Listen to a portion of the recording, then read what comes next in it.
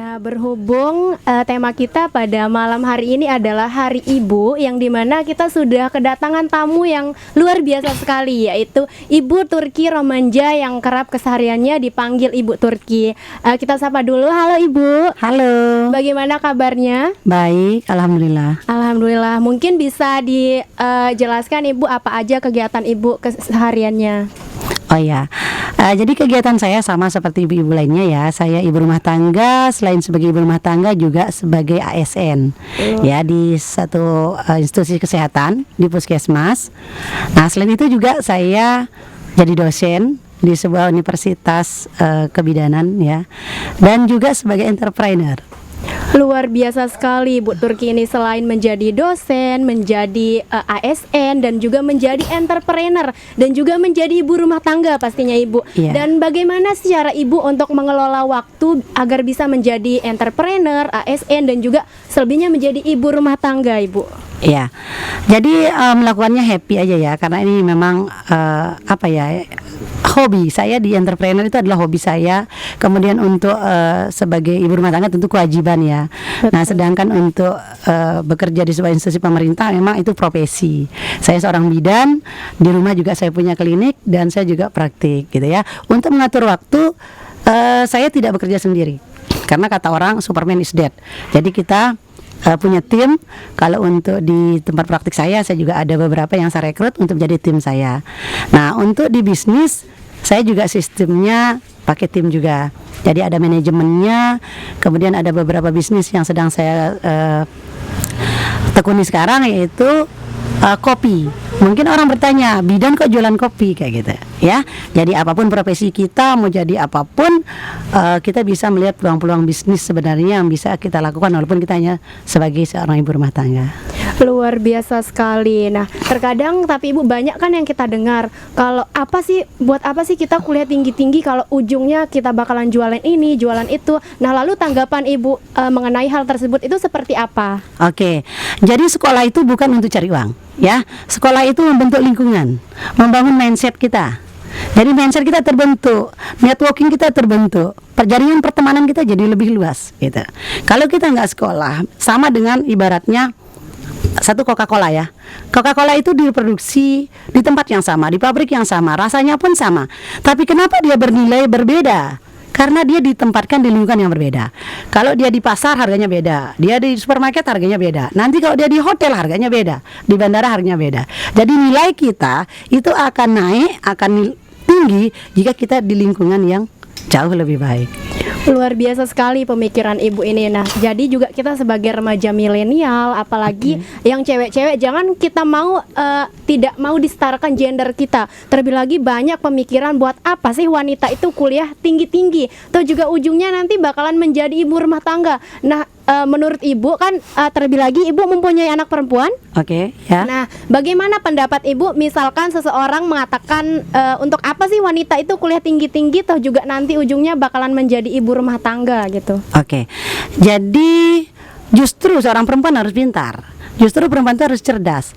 Karena dari tangan perempuan lahir dari rahim perempuan lahir seorang generasi yang harus cerdas. Nah, kalau ibunya tidak, misalkan wawasannya tidak luas, pengetahuannya tidak luas, bagaimana dia mendidik, memberikan yang terbaik buat anak-anaknya. Jadi seorang ibu harus cerdas, harus punya kualitas yang bagus sehingga dia bisa melahirkan generasi-generasi yang jauh lebih bagus, seperti itu. Betul sekali. Karena ibu ini kan akan menjadi madrasah yang pertama nantinya untuk anaknya. Jadi jangan sampai kita mau dibeda-bedakan kesetaraan gender, apalagi dalam pendidikan sama laki-laki seperti itu. Jadi perlu ya Ibu ya, kita memilih pasangan itu ke depannya itu seperti apa, biar nantinya juga kita harus menyesuaikan diri seperti itu. Iya, betul.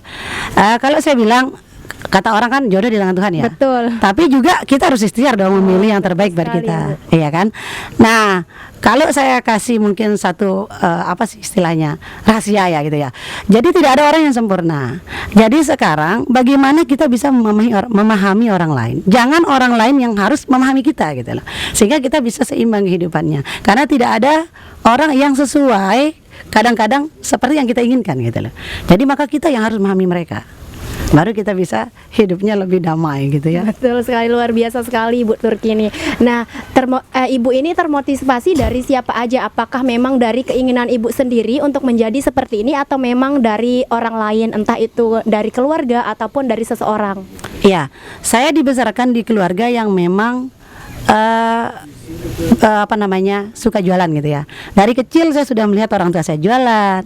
Dari kecil saya sudah melihat bapak saya, ibu saya itu bicaranya tentang usaha, tentang dagang segala macam. Nah, mungkin itu yang membentuk karakter saya, mindset saya, sehingga akhirnya saya juga akhirnya mengikuti mereka gitu. Betul. Yang menjadi inspirasi adalah ibu saya dan bapak saya. Luar biasa sekali. Berarti pendidikan itu tidak menjadi kendala ya Ibu untuk kita menjadi produktif. Seperti Ya. Ibu selain menjadi pegawai negeri, selain menekuni bidang entrepreneur, tapi juga tetap menekuni profesi kita sebagai seorang bidan. Betul. Nah, apa aja sih saran atau tips nih buat remaja milenial biar bisa kita meneruskan seperti Ibu sekarang ini? Iya, untuk remaja milenial tentunya dia harus belajar ya. Belajar banyak hal, karena kita tidak bisa hanya tahu satu bidang saja. Jadi kita harus mempelajari banyak hal. Bagaimana kita meningkatkan leher ke atas ya, bagaimana kita meningkatkan pengetahuan, skill, keterampilan. Karena di abad milenial ini tentu kita butuh kapasitas yang jauh lebih daripada yang mungkin sebelumnya gitu ya. Betul. Karena kita akan menghadapi berbagai macam tantangan ke depan. Jadi sebagai anak muda tentunya ya saya sangat mendukung kalau misalkan anak-anak muda kaum milenial itu punya kreativitas yang jauh lebih baik. Tuh, dengar para muda, jangan sampai kita hanya menekuni di bidang profesi atau pendidikan saja, tetapi Ya. menjadi orang produktif, remaja yang produktif juga sangat perlu ya Ibu. Oke. Nah, kan tadi Ibu punya klinik, kalau boleh tahu apa nama kliniknya Bu? Klinik saya namanya Hello Kitty Clinic. Hello Kitty, wow, luar biasa sekali Hello Kitty. Nah, nama tersebut apakah mempunyai arti atau bagaimana Ibu? Jadi kalau kita punya bisnis harus unik pertama ya. Unik. Unik, gampang diingat. Dari namanya aja orang sudah kepo. Nah, kliniknya kayak mana ini? Kok bisa ya namanya Hello Kitty gitu ya? Jadi karena saya ingin unik aja sebetulnya, bukan pecinta Hello Kitty enggak. Cuman karena ingin unik, jadi saya desain klinik itu yang bisa menyenangkan. Ada kadang-kadang orang datang dari Sumbawa hanya ingin foto di situ kayak gitu. Karena menarik gitu ya, menarik menurut mereka. Mungkin mereka juga pencinta Hello Kitty. Jadi nanti kamarnya pink, sarung bantalnya juga gambar Hello Kitty kayak gitu-gitu. Termasuk semua pernik-pernik itu Hello Kitty kayak gitu. Berarti di klinik Ibu itu semua didesain seperti Hello Kitty jadinya Bu? Betul. Luar biasa sekali, namanya saja sudah unik, klinik Hello Kitty. Nah, itu yang membuat kita itu semakin kepo. Benar sekali, seperti yang dikatakan Ibu, Iya. kita jadi kepo. Wah, apaan sih itu klinik Hello Kitty seperti itu. Nah, Iya. sebelum menjadi besar seperti ini, apa aja sih kendala yang Ibu alami selama ini? Kalau kendala banyak sih ya. Kebetulan saya memang orangnya kan suka promosi ya. Nah, di awal dulu sebelum dunia digital nggak seperti sekarang gitu ya. Betul. Jadi promosinya itu nggak semudah sekarang gitu kan. Saya dulu pindah kemudian merintis praktik bidan atau klinik itu 6 bulan nggak ada pasien sama sekali. Padahal saya punya keyakinan ini kalau orang sudah rasa tangan saya, dia pasti datang, dia pasti merasa puas dengan pelayanan saya. Tapi akhirnya kita harus konsisten ya kan. Betul. Akhirnya mulai berpikir gimana ya idenya nih supaya orang kayak tertarik datang ke saya gitu. Nah, mulai didesain, dari mulai ruangannya didesain, dari pelayanannya jadi dibagusin lagi kayak gitu. Nah, begitu ada satu saja pasien yang merasakan pelayanan kita memberikan lebih dari apa yang mereka berikan, maka orang tidak perlu disuruh datang, dia akan datang sendiri. Dan itu ilmu getok tularnya di situ. Dia akan cerita, oh ternyata di bidan itu ternyata pelayanannya luar biasa, bagus, ramah, baik kayak gitu. Dia keluarkan uang untuk persalinan 250.000, kita kasih seolah-olah dia mendapatkan 500.000 kayak gitu. Jadi itu sih rahasianya. Jadi berikan lebih dari apa yang mereka berikan kepada kita. Luar biasa, berarti intinya juga kita harus konsisten ya Ibu. Betul. Nggak mesti apa yang kita buat itu harus besar-besaran dulu, tetapi Iya. kita harus juga melewati berbagai macam halangan seperti Iya. itu. Nah, kalau keseharian Ibu saat ini apa aja? Keseharian saya banyak. Jadi kalau dibilang apa ya, Wonder Woman gitu. Jadi banyak sekali. Kalau pagi ke kantor, ya kan? Kantor. Pulang kantor ngiklan. Iklan. Jadi kalau posting sehari bisa sampai 10 kali posting. Kemudian di rumah juga ada perusahaan yang sedang saya rintis sekarang, baru launching tanggal 1 Desember kemarin. Luar Itu biasa. perusahaan network marketing, di mana bidang yang saya hobi memang di network marketing, karena suka relationship, berhubungan sama orang, suka memberikan edukasi kepada orang lain, sehingga itu membuat saya maju untuk mendirikan perusahaan sendiri. Selama ini saya banyak memviralkan perusahaan-perusahaan orang, sehingga namanya perusahaan orang, ya kan. Nah, setelah itu akhirnya saya coba membangun perusahaan sendiri, dan kami launching baru tanggal 1 Desember kemarin, dan alhamdulillah progresnya bagus, dan jaringan kami sudah menyebar ke seluruh Nusantara. Luar biasa sekali, sudah melebar pesat. Tadi kopi ya, Bu? Ya, tadi untuk ini nama perusahaan saya tidak ditanya nih. Oh, apa namanya? Ya lupa, astaga, sampai lupa menanyakan nama perusahaan, saking panglingnya tuh sama Ibu. Saking ngefansnya pertama kali ketemu langsung, bagaimana sih cara saya biar bisa seperti Ibu ini, luar biasa Iya. sekali. Seorang pebisnis itu no baper ya. No baper. Nggak boleh baper. Jadi yang sukses itu karena mentalitas, ya. Sukses itu karena mentalitas, bukan karena cerdas, bukan karena pintar, bukan karena punya banyak modal, enggak. Tapi mentalitasnya. Percuma pintar tapi mentalnya kerupuk, kena angin dikit langsung lemas kayak gitu. Aduh, keren banget Ibu nih, berarti Iya. berjiwa milenial banget gitu Iya. ya, Bu ya. Jadi mentalitasnya harus ditempa, dan untuk bisa mencapai itu, memiliki mentalitas yang mental baja gitu ya, itu melalui proses terus. Jadi kita nggak bisa langsung tiba-tiba langsung sukses kayak gitu ya. Jadi harus mengalami berbagai macam rintangan. Nah, perusahaan saya namanya kebetulan PT SBM. SBM itu sukses berkah melimpah. Sukses berkah melimpah. Iya. Semoga seperti namanya Ibu, sukses Amin. berkah dan melimpah, luar biasa. Iya. Dan baru-baru ini saya baru perdana tadi mengadakan training. Jadi saya juga lagi meluncing sebuah sekolah bisnis namanya SBM, Sekolah Bisnis Miliarder. Melewati berbagai banyak bisnis, menjadi ibu rumah tangga, tentu sekali pekerjaan ibu rumah tangga itu kan tidak putus-putus Ibu. Terlebih Iya. lagi kita sebagai ibu, bagaimana cara kita mendidik anak. Nah, terlebih lagi juga di samping itu banyak bisnis yang Ibu tekuni. Apakah tidak kewalahan menjalani semua ini, Bu? Ya, sebenarnya tergantung kita ya. Kalau misalkan kita happy jalaninnya, nggak ada beban gitu loh. Kalau misalnya kita nggak hobi, nggak happy, ya terbebani kayak gitu. Nah, bagaimana mengaturnya? Yang penting manajemennya ya, bagaimana kita mengatur, kemudian fokus kita. Kalau itu sedang kerja, fokusnya ya kerja. Kalau sedang mengerjakan bisnis, ya fokusnya bisnis. Dan seperti yang saya sampaikan tadi, bahwa kita memang harus punya tim. Kita tidak bisa bekerja sendiri. Betul Ya. sekali. Jadi timnya, berarti manajemennya. kuncinya juga happy ya Ibu. Kita Happy. harus menjalani, jangan happy.